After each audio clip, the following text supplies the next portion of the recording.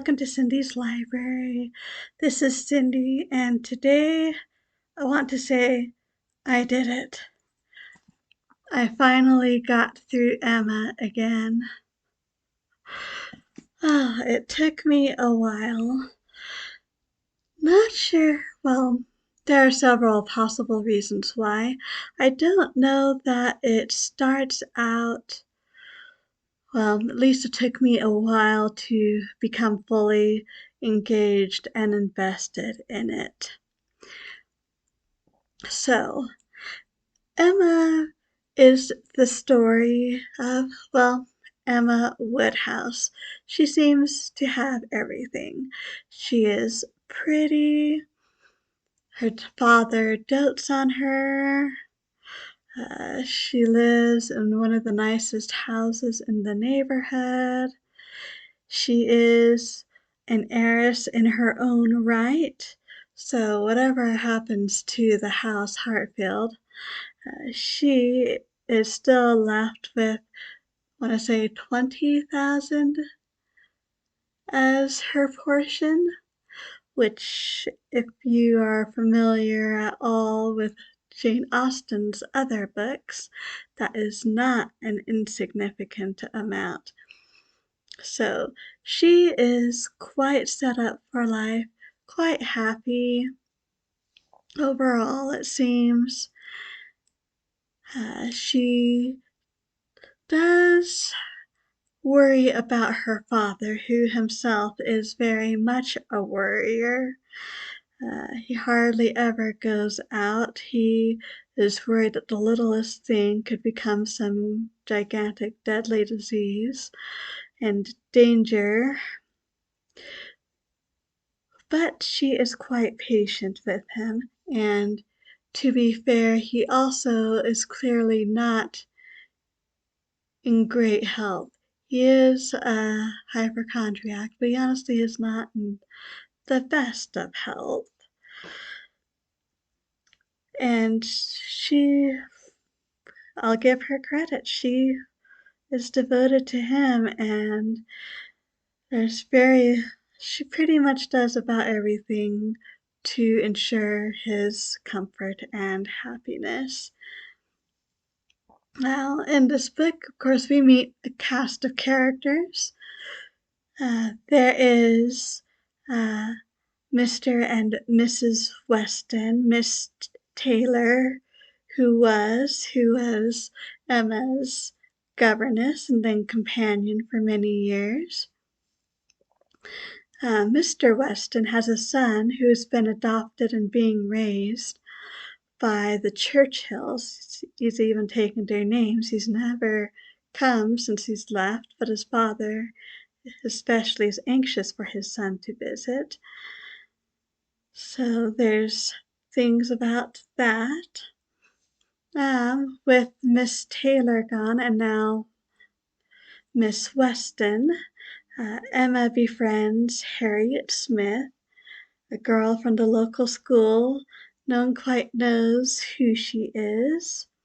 There is Mr. Knightley from Donwell Abbey, who is a bachelor, 10 years older than Emma, something like that. His brother married Emma's older sister, and so they're quite familiar with each other. He's always coming over. There's few people that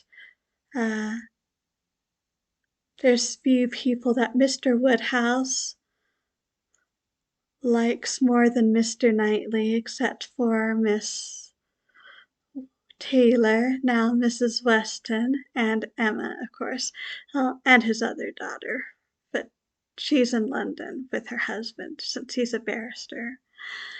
And we also have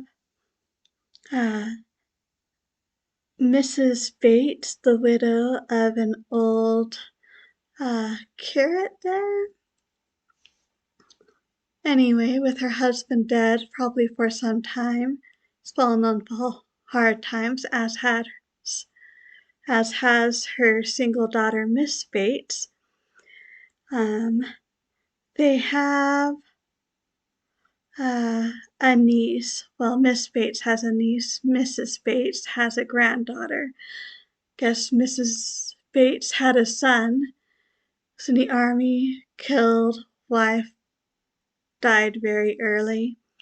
But army friend came and when he was able and has arranged Jane Fairfax's education and taking care of her, etc.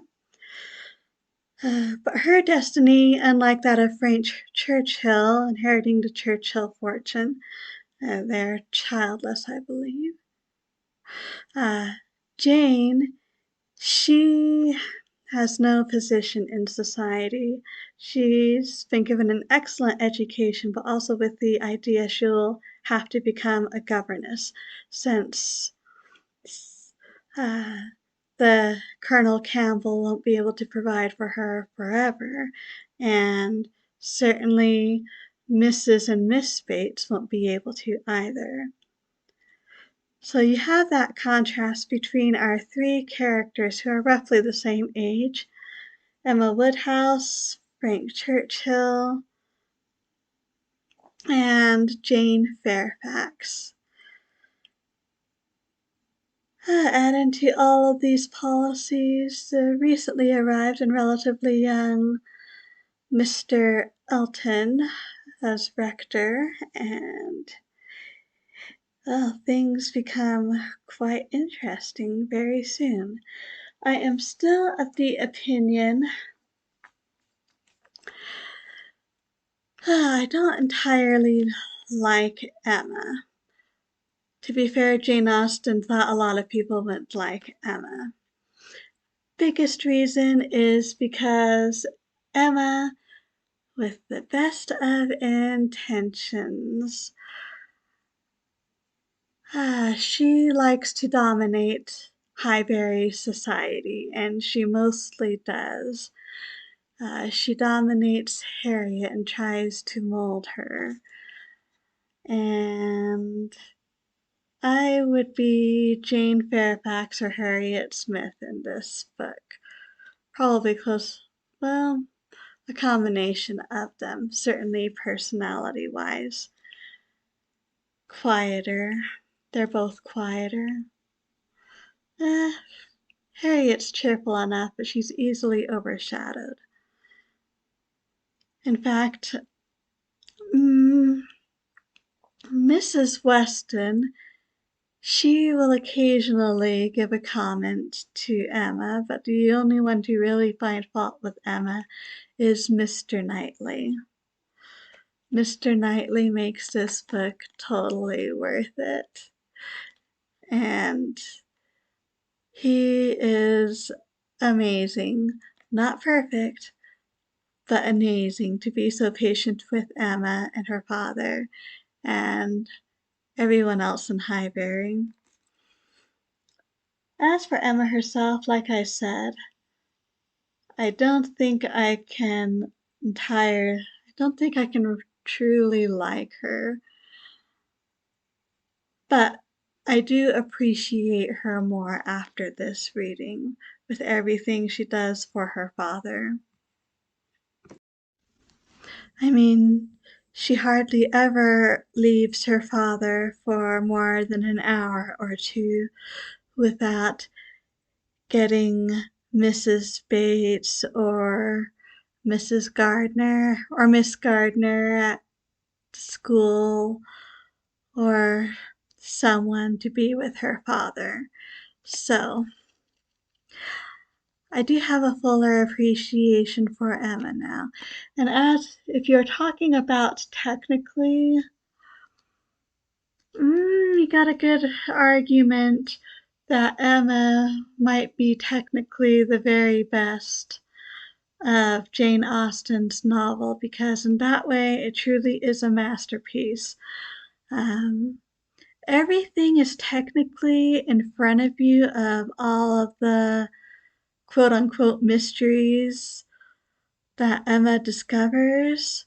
about herself, about the people around her, usually by finding out she's been mistaken the whole time.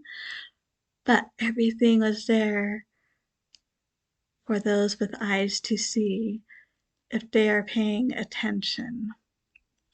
So, very enjoyable, very interesting. I am glad I revisited Emma, and I do appreciate her more than I did. Don't know how that's going to do to the rankings of all Jane Austen's novels for me, just because I love them so, so much. But that is for another video. Hopefully that will be coming very soon, within the next few weeks. In the meantime, those are some of my thoughts about Emma. Uh, it's also interesting. I will say the one good thing the Eltons are for, and they are some of the most difficult people to be around in this novel, even more than poor Miss Bates, is that they provide a contrast to people like Emma and Mr. Knightley, and especially Mrs. Elton. She forms a strong contrast in addition to the triad I talked about earlier, both for good and for bad. As for Miss Bates, everyone recognized how good and cheerful and thankful and sweet she is, and she's also rather annoying. But I did find one passage where Emma actually did have something good to say about Miss Bates before the excitement towards the end, shall we say. I will say I do appreciate Emma's growth more this time too. So guess I better leave it here. But anyway, those are some of my thoughts about Emma. I'd love to hear yours down in the comments. If you have read the book, gotta love Jane Austen. Even the ones that I don't like quite as much, I still absolutely love. So, you know, still love Emma, faults and all. Maybe just not quite as much as Lizzie Bennet. Anyway, I guess that's it for this time. Thank you so much for stopping by. I truly do appreciate that.